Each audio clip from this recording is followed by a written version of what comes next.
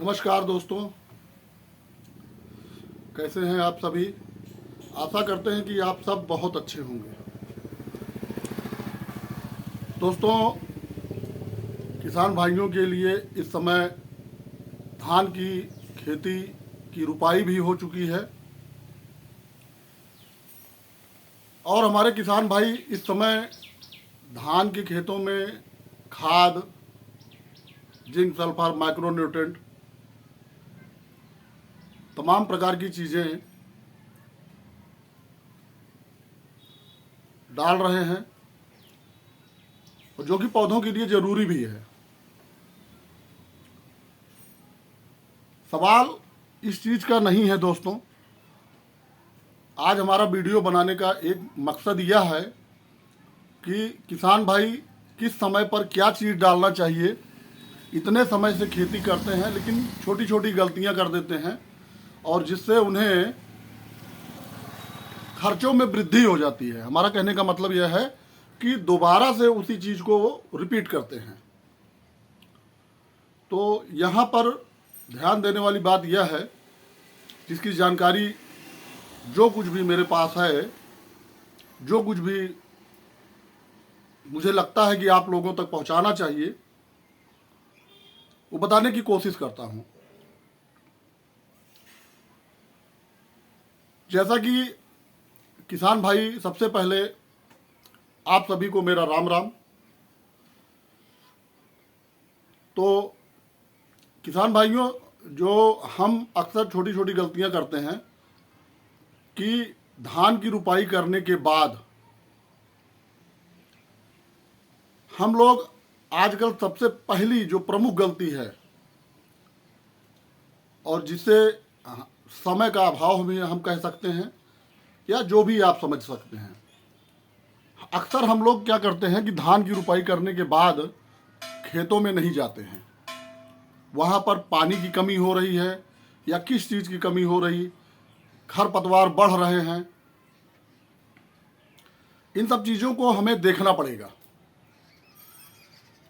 तो ज़्यादातर किसान भाई क्या करते हैं कि जो पहली गलती सबसे पहली कर रहे हैं कि खेतों में खरपतवार काफ़ी मात्रा में आ रहे हैं, लेकिन वो सारे कंटेंट यूरिया के साथ मिलाकर डाल रहे हैं और जिसका टोटल प्रयोग खरपतवार कर रहे हैं और हमारे धान के पौधे दब रहे हैं। तो इसलिए आप लोगों को यहाँ पर जानने वाली जो बात है कि यदि आपके धान के खेतों में खरपतवार की मात्रा बढ़ रही है तो सबसे पहली गलती जो आप कर रहे हैं उसको रोक दीजिए। सबसे पहला प्रयोग करिए। पहले के लोग क्या होते थे, उसकी निराई करते थे। आज मैन पावर की समस्या होने के कारण कंपनियों ने अच्छी अच्छी दवाएं बनाई हैं जिससे खरपतवार को सबसे पहले आप समाप्त करिए। दवा का छिड़काव कराइए। दवा का छिड़काव होने के कम से कम 3 से 4 दिन के बाद आप 1 एकड़ में 45 केजी यूरिया का ही प्रयोग करें। उसके अंदर आप जिंक, सल्फर, माइक्रोन्यूट्रेंट जो पौधों को ताकत देते हैं, उनके विकास में वृद्धि करते हैं, ताकि हमारा पौधा जो कुछ भी हम डालते हैं उसको भरपूर मात्रा में मिले और हमारे पौधे अच्छी तरीके से विकास करें, ताकि जो आपके खर्चे हैं वो सही मानक में सही जगह पे लगे। तो इसलिए किसान भाइयों, आप इन सब छोटी छोटी चीज़ों को विशेष ध्यान दें, क्योंकि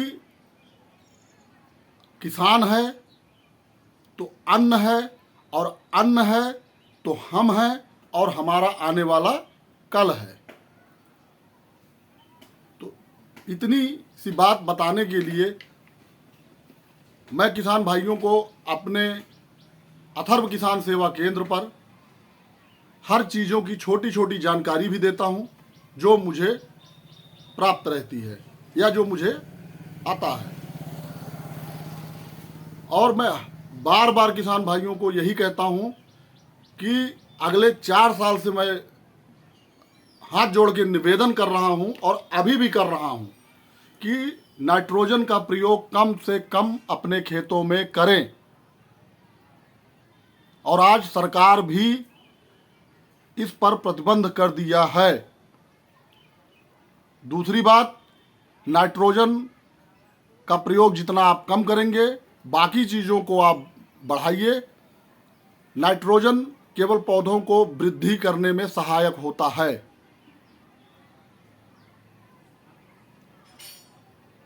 आप सबको ये सब बातें समझना चाहिए। आज नई पद्धति से खेती हो रही है।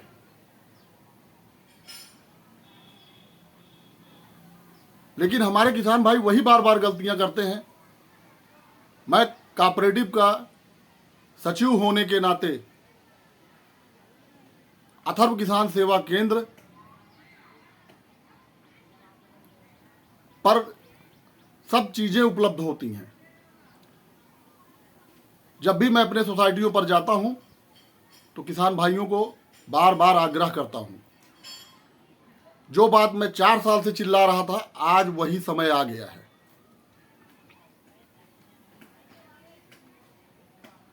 आप उसकी जगह पे अच्छी अच्छी चीज़ें डालिए, WDG सल्फर डालिए, अच्छी क्वालिटी के जिंक डालिए, माइक्रो न्यूट्रिएंट में बहुत सारी चीज़ें हैं, उन सब चीज़ों में आप वृद्धि करिए। आप धान का बीज लेने जाते हैं तो आप वहाँ पर एक सवाल करते हैं जो सबसे ज़्यादा पैदावार दे। धान के बीज से ही पैदावार नहीं आती है, उसका रख रखाव, उसको सही समय पे सब चीज़ों की ज़रूरत पड़ती है, तब हर चीज़ों का वृद्धि में पैदावार होती है। समय पर पानी, समय पर खाद बीज, समय पर दवा, आप अगर हर चीज़ समय पर करते हैं तो आपको मिलता है। और जो लोग कर रहे हैं वो लोग पा रहे हैं। बाकी आप सभी से मैं यही निवेदन करूंगा कि दोबारा से मैं एक रिपीट कर रहा हूं, जो जानकारी वाली बातें हैं, कि आप सभी अपनी फार्मर आईडी लेकर ही खाद प्राप्त करें। चाहे आप समिति पर जाएंगे या प्राइवेट दुकानों पर जाएंगे, वरना आपको खाद मिलने में दिक्कत होगी। सरकार जो भी नियम बनाती है उसका हमें आपको पालन करना चाहिए। तमाम तरह की जो बातें लोग मार्केट में बोलते हैं उनकी बातों पर ध्यान मत दीजिए।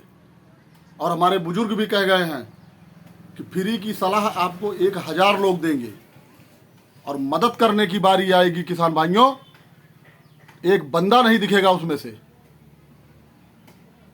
इन्हीं सब बातों के साथ किसान भाइयों, जो भी जानकारी मेरे पास होती है मैं आप तक पहुंचाता हूं और अपनी बातों को यहीं पर विराम करता हूं। और आप सभी भाई जो भी इस वीडियो को सुन रहे हैं, आप सभी से एक ही आग्रह करता हूं दोस्तों, थोड़ा सा सपोर्ट करिए, लाइक करिए, सब्सक्राइब करिए और अपने विचार भी हमें बताइए कि क्या इससे बेहतर हो सकता है, क्योंकि लोगों के विचार से ही आदान प्रदान होता है। धन्यवाद दोस्तों।